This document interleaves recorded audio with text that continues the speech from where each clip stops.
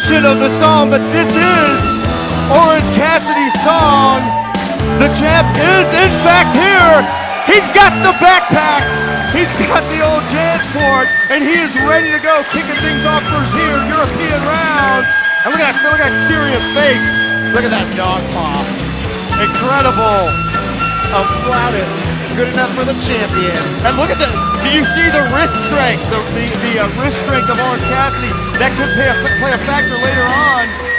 Man, she is killing it on this flute. I'm not sure if we can call it shredding when it's on the flute, but this might be the shredding equivalent. As the champ makes his entrance into the ring, rolling in slowly. Referee Bryce Remsburg is going to be in charge of this. He does have some experience in his past with European rounds matches.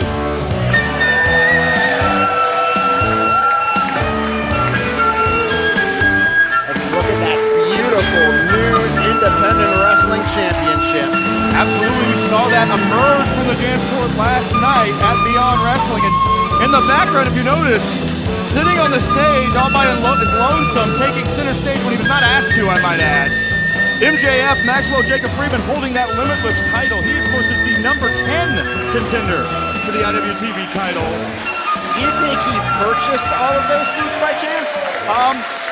Just so he didn't have to be around all the gross humans of independent wrestling.tv. His words, not mine. It's not out of the question. Not out of the question at all. And already... Introducing the challenger in the corner to my right, from Atlanta, Georgia, weighing in at 177 pounds, the Octopus, Jonathan Gresham! Former champion Jonathan Gresham introduced first here to this crowd in Jersey City. His opponent to my left makes his 11th title defense of a 94-day reign. Hailing from wherever, his weight doesn't matter. He is the current, reigning, and defending independent wrestling television champion, freshly squeezed Orange Cassidy! Dylan Hales, this is a monumental occasion. This is the very first time the Independent Wrestling.tv Championship is being defended in New Jersey, making 13 overall states and commonwealths that title's been defended in. But will that be lucky or unlucky 13 for OC? That's a great question. Of course, this is also the first match taking place in the collective. The first match as part of this Mania weekend experience, if you will, here at White Eagle Hall in Jersey City, New Jersey. So we're kicking things off with a bang with a title match, and a title match, like you said, that is in fact monumental. Of course, Orange Cassidy has brought that title to a variety of new places, new promotions, new states. He was just recently in First Wrestling unannounced in Minnesota, of course, first debuting here recently with IWTV, and now things are going to kick off. For those who don't know, the European rounds format is not it is a sort of traditional pro wrestling format, but not a traditional American pro wrestling format. So you've got 6 prospective rounds. They will each go 5 minutes in duration. 2 pinfalls or 2 submissions will win you this whole thing. Could, in fact, go to a draw. If it goes to a draw, of course, Orange Cassidy retains the title. A knockout, which is a 10 count down, the old boxing rule, can also stop the match. And referee Bryce Remsburg can issue public warnings. If you see a yellow card that comes out of his pocket, like in soccer, it's for an egregious foul, maybe an eye poke, perhaps even a closed fist. It is to a degree at his discretion. 2 of those come out, it's a DQ. So keep all of that in mind as we watch this matchup unfold here. Round system on the way, the first round about to get underway. This one's underway, and I think a lot of people come to this match thinking that the European rules favor the more, let's say, traditional wrestler that Jonathan Gresham is. Oh, I don't think there's any question. I mean, for people who are familiar with sort of European round system and some of the wrestlers that come out of it, you do see some eccentric grapplers that have come out of that universe, Les Kellett, Kendo Nagasaki, people like that. So it's not unheard of for somebody like Orange Cassidy to be successful there. But most of them are people that are more in the vein stylistically of a Jonathan Gresham. Those traditional rules really do play to his advantage, and he is oftentimes thought of as being the best technical wrestler in all of pro wrestling. It's an interesting technique. Some of that strong wrist strength we saw on display on that earlier fist bump. You got that right. I'm not sure if he's trying to lure Gresham to the canvas or pull himself up. Well, that's, I think, to Orange Cassidy's strength, is you never know what that guy's doing. And you got to keep in mind, another aspect of European rounds, European rounds rule system is Gresham could not throw, say, an elbow drop there. That's illegal. A follow-up strike to a downed opponent is technically against the rules. So you can play with that a little bit more defensively if you're on the mat. That's something to keep your eyes on and your ears open for as this matchup continues. Oh, the hands have gone in the pockets, Kevin. You know what that means. Oh, I know what that means. This, things have picked up. Business, if you will. I don't know if Orange Cassidy really does business, per se. Nice rolling snap mare, but no real damage inflicted. It was well executed. Not sure it did any good. Another one, really to no effect whatsoever. Doesn't even appear to rattle the champ, but his glasses fell off. The sunglasses came off, and but power, Bryce Remsburg, we're putting it back on. No ill intent. Going to be interesting to see what sort of feeling out process you have. Got to remember, they're on a clock right now. This is a 5-minute round, so realistically, this time-killing strategy, it works in the favor of the champion. Because if there's not a fall, if there's not a submission, he could run out the clock on this thing. This thing could go the full 30 minutes, and he wins it with nothing happening. Oh, no. You better give those back. I've seen what happens when competitors take off his glasses and he does not get them back. All right. Yeah. All right. Here we go. They're back on, but they're low on the bridge of the nose. Oh, wait a minute. Oh! Gresham rolls through. Went for a jackknife. No, into a sunset flip. Cassidy still got those glasses on. He let his guard down for a second. It looked like, so many of his matches recently have been about keeping those hands in the pocket, that strategy that he employs that kind of psychs out his opponents. He let that strategy drop there to go for a cover. Shows you that he's serious about trying to win this thing.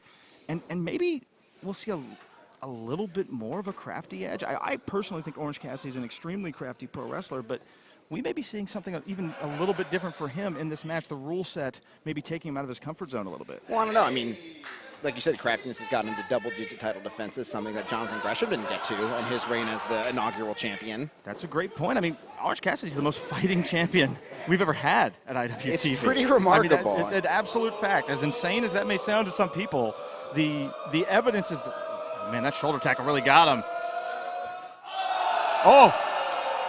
Oh my God. We may have to do some impact testing after that.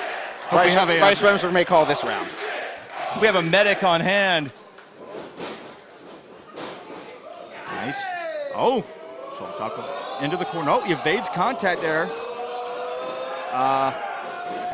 Okay. Gresham's mesmerized by whatever Orange Cassidy is looking to do. Yeah, he slipped at the back door and went for a leg trip. Cassidy was able to avoid it. Now we've got a shoulder tackle off. Oh, look at that. Tucks through. Oh, hold on. He's got him. High cradle. 2. Oh, that's it. That's round 1. That's a wrap at the first fall. Unbelievable. Orange Cassidy up, 1 fall over. If Gresham had struck Orange Cassidy, that could have been a disqualification. The match would have been over. Bryce intercepted it. This match will continue, but Orange Cassidy up, 1 fall. That is... Winner of the first round, Orange Cassidy. Yeah, I laid out there for a second. So Rich Palladino can make the effective ruling there. That's it. That fall counts. And we're in a situation now where did he win, he asked. He's still a little confused about those round system and how they work, I think. Yeah, I mean, like, didn't Independent Wrestling.tv have to publish the rules of this match for him because he asked what is the European rounds rules a day before the match In fact, happened? I will peel back the curtain a little bit. I had to research and write that myself over at IWTV News, and the champ was definitely confused. I think he thought it was a fruit. That was the impression I got from our conversation. Perhaps a biscuit. But he's up 1-0 in this format against Jonathan Gresham. That's got to take Gresham to a weird place mentally. He's definitely taken off guard, definitely taken by surprise, I'd say. Yeah, wait a minute. He's perhaps looking to escalate things. Oh, come on! Now that I can say with certainty was an error. That was unsportsmanlike, but not illegal. That's not public warning worthy, so to speak. At least he got him back. Who knows what kind of condition they're in, though. White Eagle Hall's pretty nice. I think I'd probably eat something off the floor here at this juncture. Maybe not after the interspecies show later on tonight. But I do wonder how many sunglasses he's rocking in that JanSport. He's got to have backups, yeah? That is, the technique on that headlock is not ideal. Yeah, I don't. You know, sometimes this stuff I do think is strategic, and sometimes I just think he's a little, maybe lazy is the word. It's so hard to tell. It's so hard to reconcile those two sides of Orange Cassidy sometimes. And look at MJF in the background just looking on intently, kind of shaking his head in contempt. Oh, nice headlock takeover. But look at that. When it's gone to the mat, so shock. Well, I started to say Gresham has yet to have an advantage, and as I say that, we get a nice leg scissors there, and he is in control of the champion, Kevin. Well, I wonder if losing that first fall to Orange Cassidy really had something click in his brain. I think he maybe figured this might be a little easier than he anticipated, having such an advantage given the rules. That may in fact be true. I mean, you oftentimes talk about a champion's advantage. I didn't think there was one in this match because of the rule set. Now there certainly is, though, because he's up a fall.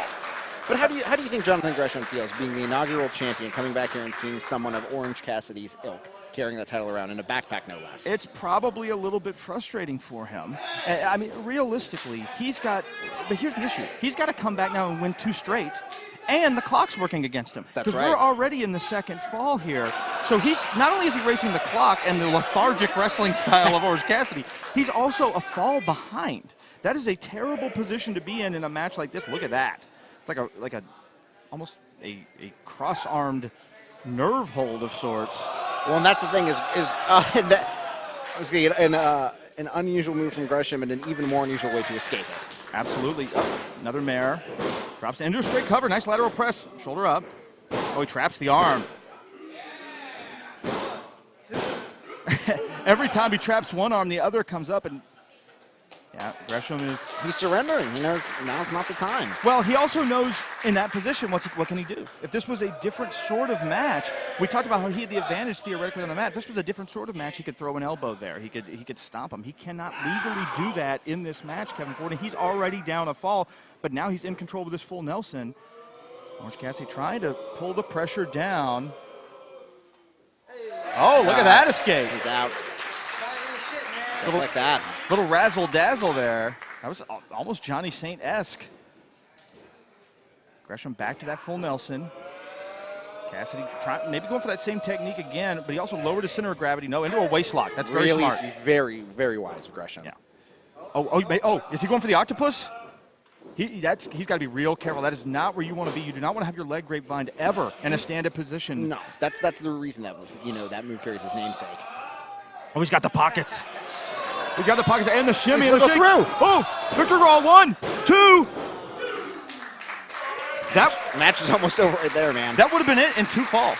I mean, that would have been a wrap, which I think would have stunned everyone in attendance here in Jersey City, New Jersey. I don't think anybody would have expected it to end that way. It did not, but I am stunned at I don't know what else to call it other than the poise of the champion in this position as he rolls around. Yeah, that's his full cardio day right there. I say it must be hard to be champion when you're perpetually exhausted. Nice wrist lock. Going after that strong fist-bumping hand. He's weaving him around. Oh, wow. Takes him over with a nice arm drag. And into, that's almost a... He did not. He did not. He's trying to work the refs here, I think. That's an interesting strategy. Of course, that has worked on Bryce exactly one time before. Sometimes that one head fake, though, you never know. Is that... Yeah, that's it. Second round is ended. That is it. Round's ended. No public warnings issued yet. No. Okay. Competitors each get a... You get one public warning. A second one will get you DQ'd. But Gresham did not take kindly to that at all. Oh, no. Now that is a public warning. That's in between falls. That would have actually been a legal strike were this during That the is actual Jonathan match. Gresham's first public warning from referee Bryce Remsburg. Now again, there's a rest period between rounds. The bell has to ring again for the next round to start. That did not happen, so that strike was illegal by Gresham. Kevin Ford, look at Orange Cassidy's face. Oh, so not only is he getting a public warning, but he has made the champion angry. Yeah, so now if he gets another public warning, he's done. If he loses another fall, he's done. We're in the third round now. He is really in a bad position. Gresham, the challenger, is at an extreme disadvantage here, and we got a pissed off champ. Picking up the pace is an understatement for He's the way fired Orange up. Cassidy's moving. There must have been pulp in the OJ this morning. Up and over. Oh, nice Rana.